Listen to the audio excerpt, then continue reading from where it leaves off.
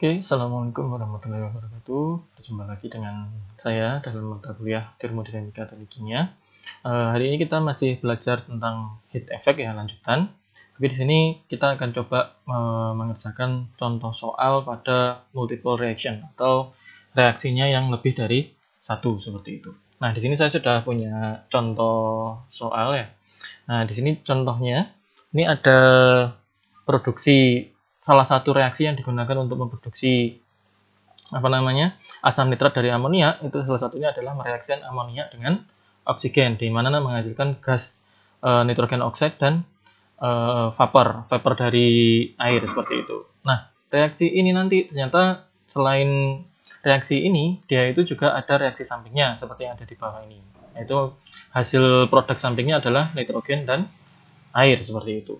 Nah, contohnya di sini misalkan saya punya gas amonia ini ya, gas amonianya ini dijadikan umpan dalam reaktor pada suhu 25. Jadi dia gas amonianya ini masuk ke reaktor pada suhu 25 dan tekanan 10 bar seperti itu. Tekanan 10 bar dengan laju alir 100 kmol per jam seperti itu. Kemudian oksigen ini disuplai ke dalam reaktor dalam keadaan ekses ya,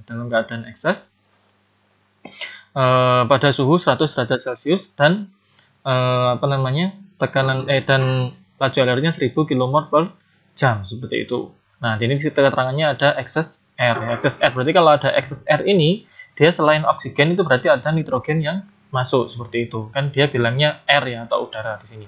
Nah, kemudian produknya berarti ada NO, N2 dan H2O ini keluar dari reaktor pada suhu 700 derajat Celcius seperti itu. Nah, secara diagram ini saya gambarkan seperti ini ya. Jadi ada dua aliran, alirannya beda antara NH3 dan udara seperti itu. Kemudian nanti di sini suhu keluarannya itu adalah 700 derajat Celcius. Oke. Nah, pertanyaannya adalah yang ditanya itu adalah hitung panas yang ditransfer dari atau ke dalam sistem. Nah, dari atau ke dalam sistem, jadi ini ada kemungkinan panasnya itu masuk atau keluar dari sistem dengan asumsi semua gasnya yang ada di dalam sistem ini adalah gas ideal. Kenapa kok ada asumsi ini? Karena nanti kalau kita nggak asumsikan dengan menggunakan gas ideal, maka nanti perhitungan entalpinya itu kita tidak bisa memakai nilai Cp yang ada di appendix C. Nah, perhitungannya itu jadi sedikit lebih rumit ya. Kita memanfaatkan equation of state seperti itu kalau kita tidak mengasumsikan dia dalam gas ideal atau gas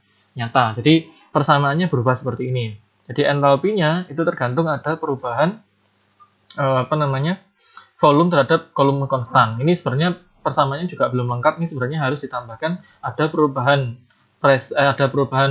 pressure pada volume konstan dan ada perubahan volume pada tekanan konstan seperti itu. Jadi ini salah satunya entalpinya itu adalah fungsi dari T dan P. Jadi kita memerlukan persamaan equation of state kalau kita mengerjakannya pakai tekanan 10 bar yang ada di sini. Di sini kan tekanannya 10 bar. Tapi kalau kita mengasumsikan ini sebagai gas ideal, maka perhitungannya seperti perhitungan yang lalu-lalu. Jadi kita bisa memanfaatkan nilai CpAbC yang ada di appendix C itu tersebut. Jadi untuk sementara ini kita belajarnya masih perhitungan entalpi untuk kondisi ideal ya. Jadi kita asumsikan gas yang terlibat di sini adalah gas ideal seperti itu. Ini saya geser dulu. Oke, nah ininya seperti ini ya. Oke, hal yang pertama kita lakukan, kita harus mengerjakan baca molnya dulu di sini. Nah, jadi dia keluarannya dari produknya itu sudah diketahui ada oksigennya 87 kmol, nitrogennya 794, NO-nya 96, H2O-nya 150 kmol. Jadi ini produknya di sini keluarannya. Oke. Nah, ini coba kita buat dulu tabel untuk mengerjakan baca molnya seperti ini ya. Mungkin dulu ada yang sudah pernah mengerjakan ATK menggunakan jenis tabel seperti ini. Ini jauh lebih mudah daripada kita mengerjakannya tuh pakai yang seperti ini ya. Nah, pakai yang seperti ini. Ini jauh lebih mudah pakai yang seperti ini. Oke. Nah, yang pertama yang kita lakukan adalah kita buat tabelnya dulu ya. Buat tabel dulu seperti ini. Oke, buat tabel dulu seperti ini.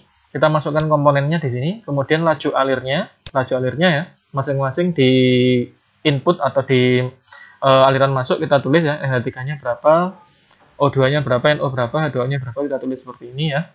Kemudian kita tuliskan di sini ada Rx1 yang adalah reaksi 1, Rx2 adalah reaksi 2. Ini reaksi 1 ya. Ini reaksi 1, ini reaksi 2, seperti itu. Nah, di sini ada koefisien stoikiometrinya. Ada koefisien stoikiometri.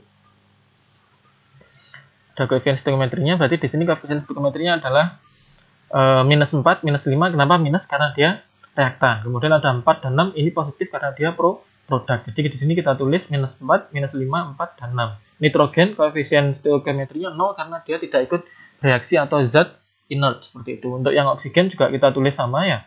Jadi di sini ada minus 2, minus 1,5.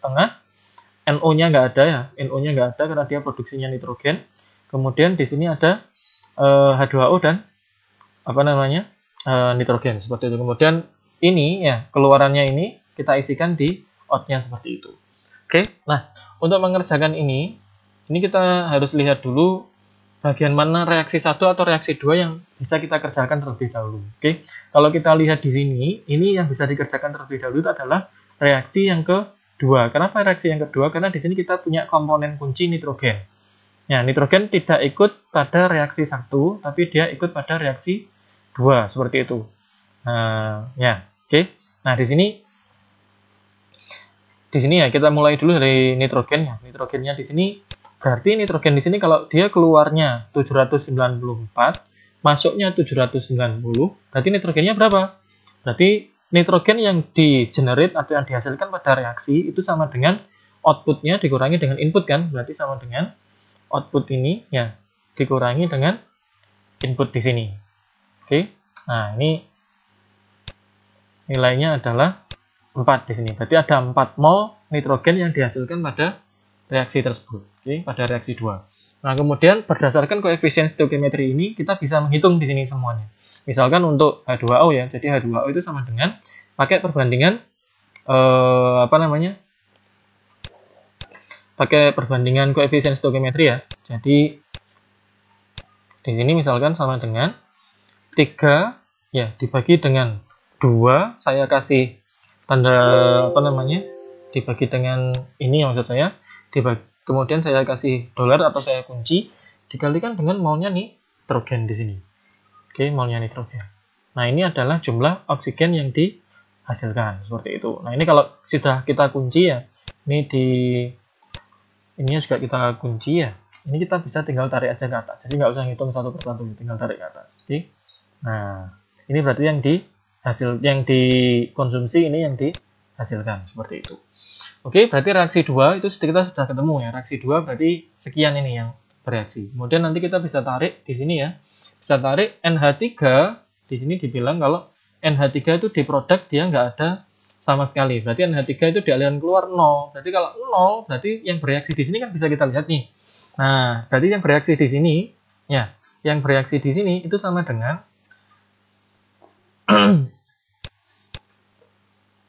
yang bereaksi di sini itu sama dengan input, ya kan? Input ditambah dengan reaksi 2 di sini. Ya kan? Nah, seperti itu. Berarti kenapa? Ini saya kasih tanda negatif ya. Tanda negatif karena dia berkurang ya. Oke. Oh, maaf. Jadi ini gini, sama dengan negatif dalam kurung 100 ditambah dengan minus 4 ya. Nah, minus 96. Nah, berarti di sini 100 dikurangi 96 dikurangi 4 itu sama dengan 0 ya, seperti itu. Nah, ini kalau sudah ketemu di sini, ini kita bisa kerjakan seperti yang reaksi 2 tadi. Jadi, ini sama dengan pakai koefisien stoikiometri ya. Ini sama dengan minus 5 dibagi dengan minus 4 ini dikurung ya, dikalikan dengan molnya NH3 dikurung juga. Oke, nah, seperti itu. Jadi 120. Ini tinggal kita tarik seperti itu ya, kita tarik di sini. Nah, di sini, oke, di sini. Berarti ini reaksi 1 itu sekian ya, reaksi 1 sekian, reaksi 2-nya sekian. Nah, kemudian kita cek nih pekerjaan kita benar apa salah. Caranya gimana? Caranya harusnya kan input dikurangi dengan reaksi, dikurangi dengan reaksi, dikurangi dengan output, jumlahnya itu sama dengan outputnya di sini, ya kan? Nah, di sini maka kita bisa cek di sini ya. Nah, berarti ini sama dengan, oke, ini sama dengan ini. Berarti input ya dikurangi ditambah dengan reaksi 1 ditambah dengan reaksi 2 itu jumlahnya harus sama dengan output. Kalau nggak sama berarti pekerjaan kita salah. Oke, coba di sini ini saya hapus dulu ya. Di sini sama dengan inputnya kan sekian ditambah dengan reaksinya sekian ditambah dengan reaksi kedua juga sekian. Oke, kita cek. Nah, 0 kan sama dengan outputannya. Kita tarik ke bawah. Nah, ternyata sama. Berarti pekerjaan ini kita sudah benar. Jadi ngerjakan raca mol yang di ATK 2 itu cukup simpel ya, seperti ini. Jadi nggak usah ruwet-ruwet ya. Simpel-simpel seperti ini. Oke. Oh ya, saya lupa tadi menjelaskan untuk udara ini kan ada kandungan oksigen dan nitrogen. Kalau dia masuknya 1000 di sini, ini kita masih ingat kan kandungan oksigen itu kan 21% mol di udara. Berarti di sini yang masuk oksigennya berapa? Ini adalah 0,21. Ya, 0,21 dikalikan 1000 seperti itu. Artinya 21% kalikan mol oksigen yang mol udara yang masuk seperti itu. Nitrogennya berarti tinggal dikurangi 1000 dikurangi oksigennya atau 79% seperti itu.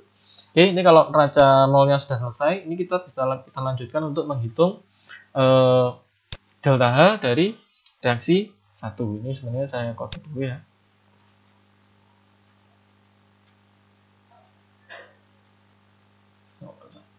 Sini seperti ini ya. Ini untuk delta H reaksi 1 kita hitung dulu ya. Delta H reaksi masih ingat ya, produk dikurangi reaktan ya, produk dikurangi reaktan. Nah, di sini kita cek dulu. Kita cek dulu apa namanya? Di sini kan ada minus 6, ada 6, 4, 5 dan NH3. Di sini yang punya delta HF nanti adalah H2O sama NO. Oksigen nggak punya, nilainya 0 karena dia terdiri dari satu unsur seperti itu. Oke, jadi kita lihat di appendix C juga nilai dari delta HF-nya masing-masing ya. Jadi 6 ini punyanya produk, oke, dikurangi dengan 4 kali ini punyanya NH3 tadi. Dibagi dengan 1000. Dibagi dengan 1000 ini saya ingin menjadikan satuannya langsung dalam bentuk kilojoule seperti itu.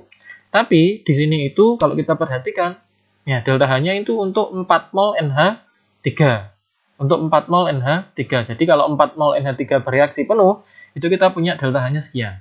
Nah, per molnya NH3 berapa? Ya tinggal dibagi 4 ya di sini. Tinggal dibagi 4.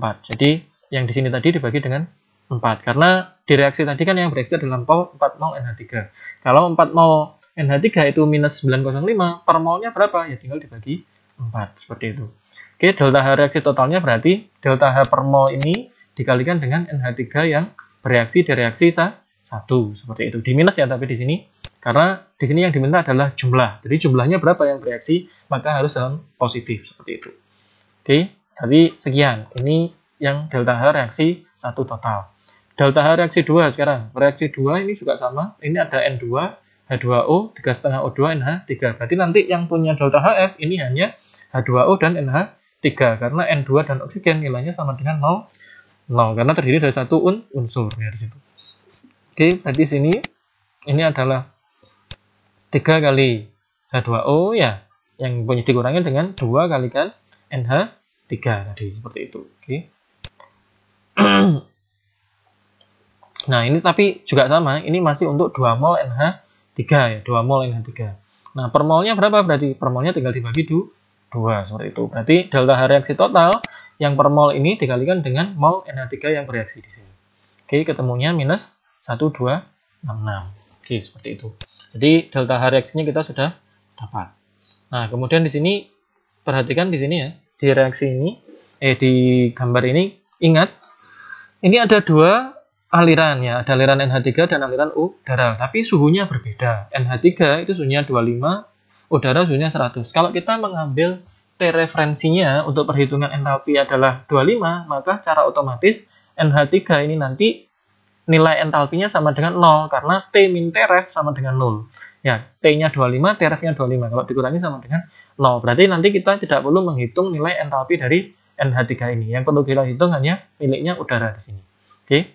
Nah, berarti kita hitung dulu aliran masuknya. Yang cukup kita hitung adalah udara seperti itu. Jadi seperti biasa buat tabel seperti ini ya. Taunya ini adalah D190 itu adalah T1 dibagi dengan T ref seperti itu. Kemudian buat tabel seperti ini. Oke, kilomolnya inputkan dari inputannya masuk tadi berapa, konstanta Cp-nya dilihat di appendix C ya. Kemudian seperti biasa Anda kalikan nilai dari molnya dikali dengan jumlah masing-masing konstanta CP-nya, tarik ke samping. Nanti dihitung deltanya di sini. Oke. Nah, di sini nanti dikalikan delta H udaranya itu berarti T dikurangi dengan Tref. T190 dikurangi D189. Berarti T dikurangi Tref. Saya temu nilai dari delta H udara itu adalah 2003 kJ per jam, seperti itu. Nah, kemudian produknya kan suhunya 700 derajat Celcius nih. Berarti yang kita kerjakan ini posisinya dalam kondisi isotermal kemungkinan, karena harus ada Q yang di supply yang di situ ya. Di keluaran produknya seperti biasa juga kita buat tabelnya seperti ini. Suhu Tref-nya 25, T-out-nya 700 dirubah ke Kelvin. Nilai tonnya itu adalah T-out ya, D202 dibagi dengan D201. Oke. Nah, kemudian masukkan komponennya ini semua. Ini diambil dari aliran keluar di sini ya, diambil dari aliran keluar di sini. Oke, masukkan nilai ABC-nya dari appendix C ya. Kalikan jumlah molnya masing-masing ya dengan nilai konstanta CP-nya A, B, dan C. Kemudian Anda total di bawahnya sini. Oke. Kemudian Anda hitung nilai dari CPH-nya sekian ya. Ini CPH-nya. Ini dikali dengan 0,008314 ini untuk kenapa 0,00 ini buat mengubah satuannya ke kilojoule seperti itu. Kemudian dikalikan dengan delta H produknya. Ini 202 dikurangi 201 berarti 202 973 kurangi 201298. Oke. Nah, kamu delta H produknya sekian. Nah, delta H delta H proses total itu berarti sama dengan delta H dari ini ya, delta H dari bahan masuk ditambah dengan reaksi, kemudian ditambah dengan delta H keluar plus Q. Nah, itu jumlahnya harus sama dengan 0 seperti itu. Oke. Nah, di sini kita lihat berarti delta H-nya di sini. Ini saya ketemunya sudah sekian ya. Ini saya jumlah berarti saya jumlah delta H-nya dari aliran masuk ya. Kemudian aliran ini saya jumlahkan mulai dari sini ya. Reaksi dua-duanya dimasukkan ya.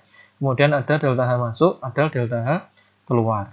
Itu ketemunya 3232. Nah, tanda positif di sini itu artinya proses itu memerlukan panas. Jadi untuk menaikkan suhu reaktannya sampai suhu produknya sampai 700 derajat Celcius atau reaktornya, itu kita perlu menambahkan Q itu sebesar 3232 kilojoule per jam. Itu Q-nya ya. Ini berarti Q di sini.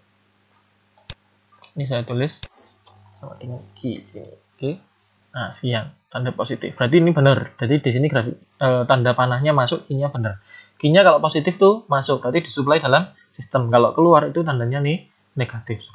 Nah, mungkin sekian yang bisa saya jelaskan untuk tutorial kali ini. Nanti minggu depan kita akan lanjutkan ke bab yang baru untuk kesetimbangan uap dan cair seperti itu. Oke, assalamualaikum warahmatullahi wabarakatuh.